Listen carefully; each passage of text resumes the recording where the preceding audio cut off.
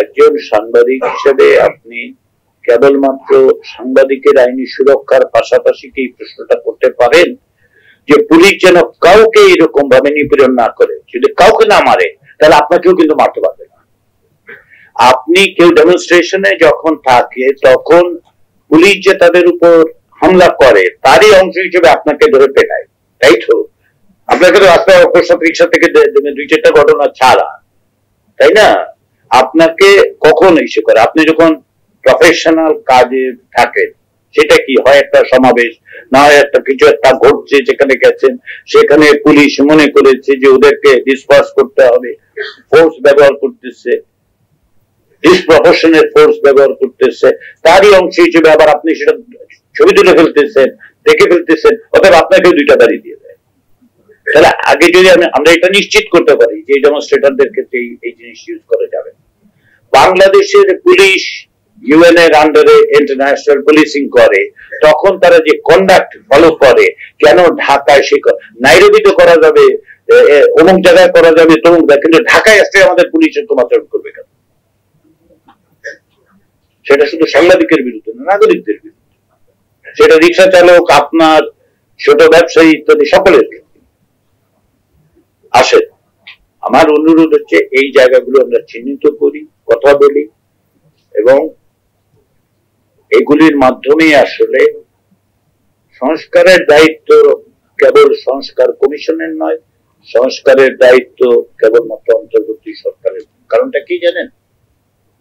সংস্কার কমিশন তৈরি হয়েছিল না, এখন তো নাই, কিন্তু আপনারা তো সাংবাদিকতায় আছেন। আগামীকাল আপনারা থাকবেন, পরশুদিন আপনারা থাকবেন, 6-9 মাস পরে অন্তর্বর্তী সরকার থাকবে না, কিন্তু আপনারা থাকবেন, থাকবেনই আপনারা। তাহলে আপনাদেরই সরকারকে চাপ দিন, কিন্তু আইন তো আপনি বদলাতে পারবেন না, সরকার বদলাবে।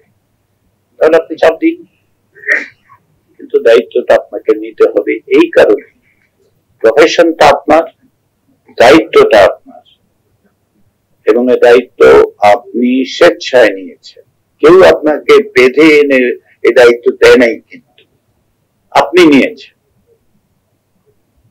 তাহলে আসেন আমরা সকলে মিলে সেই চেষ্টাটা করি। আমি আশা করি সেই চেষ্টায় সাংবাদিকদের মধ্য থেকে, সেটা ব্রডকাস্ট জার্নালিস্ট হোক, প্রিন্ট জার্নালিস্ট হোক, এখন কেউ কেউ সোশ্যাল মিডিয়া জার্নালিস্ট বলে, অনেক ক্ষেত্রে আমি সেটা ঠিক বুঝি না, এই কারণে যে একটা ফোন হাতে নিয়ে আধা ঘন্টা স্ট্রিমিং করলেই সেখানে সাংবাদিক বলে চিহ্নিত হবে। তো যাই হোক, সেই বিপদে তো আমরা আছি, সকলেই আছি, যার মনে চায় সেটাই বলে। তো কিন্তু এ দায়িত্ব আপনাকে নিতে হবে। কারণটা কি জানেন? কারণটা হচ্ছে